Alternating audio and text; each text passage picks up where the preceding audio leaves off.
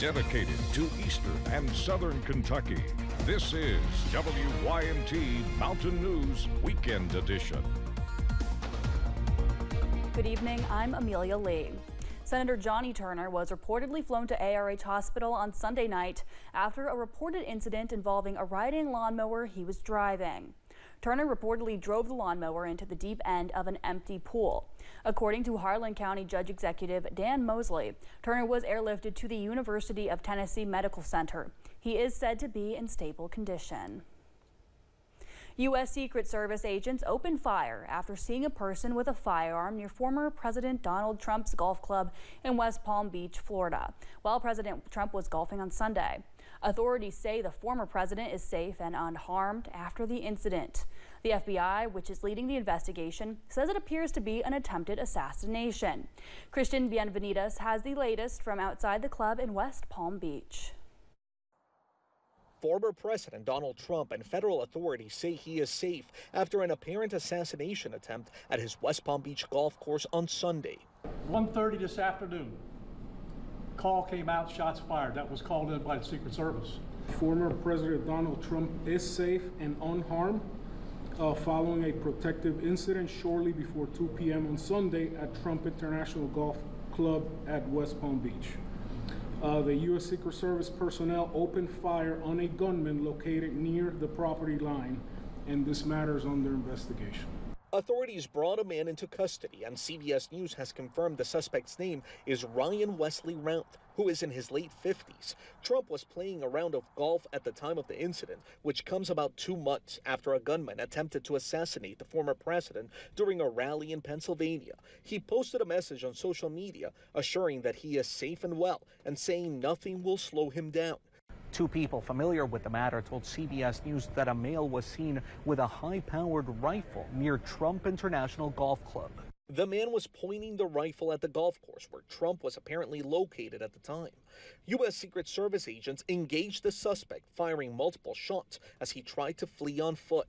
In the bushes where this guy was is an AK-47 style rifle with a scope, 2 backpacks which were hung on the fence that had ceramic tile in them, and a GoPro.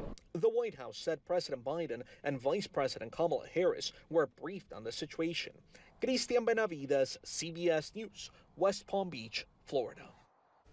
Palm Beach County Sheriff Rick Bradshaw said in a briefing that the former president was about 300 to 500 yards away from the man with the gun.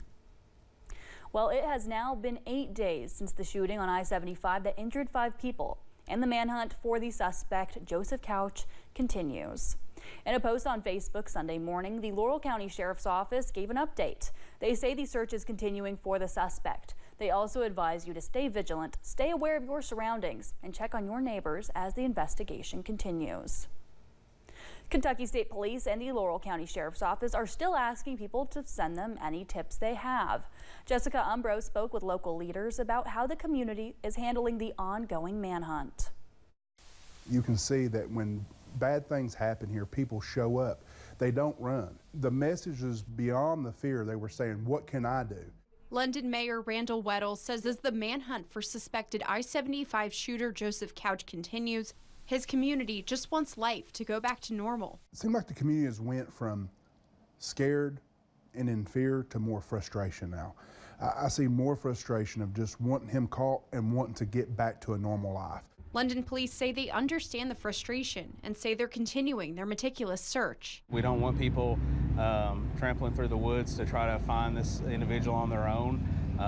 That's our job, and we're committed to doing it. Many kids in this region saw changes to their education since this all began, and Laurel County schools are kicking off this school week with a non-traditional instruction day as this manhunt continues. We know that people are getting frustrated that there hasn't been a lot of updates with that, but the biggest thing we want to get out is that we are still here, we are still providing services for the community, that we want everybody to feel safe. As for the recent added attention on London and Laurel County, Mayor Weddle says he wishes it was all for the good that's in the community. We don't want to be known as a place that a mass shooting happened, because there's so much more to London and Laurel County. We hope that people will take a look deeper in beyond what's took place here and see what a great community this is and what a great place it is to live, and even visit. In London, Jessica Umbro, WKYT. In their latest Facebook update, Kentucky State Police say they would communicate any developments as they happen with the media, and all of the information we will be sure to relay back to you as quickly as we can. Several students are heading back to the classroom tomorrow as the search continues. Districts including Corbin Independent and Whitley County schools will be open regularly to start off the week, but with enhanced security on bus routes and at schools.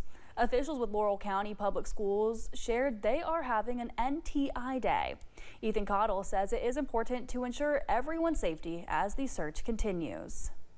I feel like the educational system really took a hit after COVID anyway, so just to add stuff onto this, it's really taken away from kids. But I completely understand the fear of, like, you know, I want to make sure everybody that I care about is safe, especially the kids, for all my friends and family. Cottle says the search has been stressful as the uncertainty of where Couch is continues. However, folks coming together and looking out for one another has been a good feeling.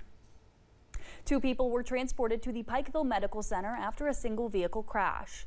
The crash happened on US 23 between 119 and Ratliff Creek. The Pikeville Police Department says a driver crashed into vacant buildings. The roadways have been cleared. Crews in Wolfe County rescued a climber yesterday. The Wolfe County Search and Rescue Team posted this picture on social media. They say they got the call after a full day of training. At the scene, they found a climber suffering from significant injuries. That climber was taken to the hospital with help from the county first responders.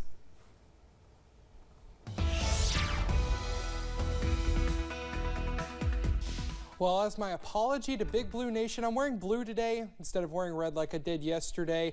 And red wasn't in any of our temperature graphics. If we look at the observed highs for today, we do see a little bit of shade, but hey, it's not in our viewing area, so at least we all stayed pretty cool. A lot of orange though, as we stayed in the mid 80s throughout all of eastern Kentucky today. The highest, 88 out there in Prestonsburg. They were in those high 80s, but right now, we're feeling all good. We can't really see much from our cam, but 68 degrees outside isn't too bad at all. And current temps look like this: 66 in London, 66 in Williamsburg, still sitting at 74 in Jackson and 73 in Pikeville, but the cool down is somewhat coming. And right now, looking at our satellite, it's staying clear out there. That is going to change, and I'll have more for you in your first alert forecast about our next weather maker. Amelia? Drake, thank you. Well, here's a reminder for those of you wanting to hit the polls in November. If you are not registered to vote yet, you only have a few weeks left. Monday, October 7th is the deadline to submit your registration. Those who are eligible can register online, by mail, or in person. Election Day is Tuesday, November 5th. One Perry County church is honoring first responders. WYMT's RJ Johnson shares the importance of recognizing them and the role they play. What might seem like a typical Sunday service at Chavy's First Church of God is also the community coming together to honor first responders. Pastor Brian Bridges says he wants to celebrate the important role they play in the community. And we've always known that, but I think recently in the recent flooding and other things, we've just seen how they have stepped forward and sacrificially given of their time and their resources to help in times of crisis. And then we've had some in our congregation that we honored today in memory that are no longer with us, but gave their heart and soul and their lives to firefighting, being police officers, all of those different first responder jobs. More than a year ago, church member Harvey Caldwell slipped and fell, tearing both of his squat tendons. Became very close with them and just kind of realized how they go above and beyond to help people, and you don't realize it till you're in a situation and take a look around and say, hey, you know, these people are important. Call says it was important to thank first responders for all of the work they do to serve. I think it's long overdue, and I just think that they go unrecognized. You know, we just get used to say when there's an accident or something happening that we see those blue lights or we see those red lights. And so this is just a little token to show that how much we appreciate those people.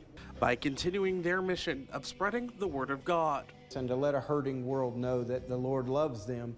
And we want to honor our first responders today and let them know that we care about them, but most importantly, that Jesus cares about them. In Perry County, R.J. Johnson, WYMT Mountain News. Bridges says while this is their first year honoring those who serve, he hopes to continue honoring and thanking first responders in the area. Coming up at 11, some of this week's top health stories you may want to know. And our next big weather maker is sitting in the Atlantic Ocean. We're going to see how that will impact us in eastern Kentucky in just a few minutes. Stay with us.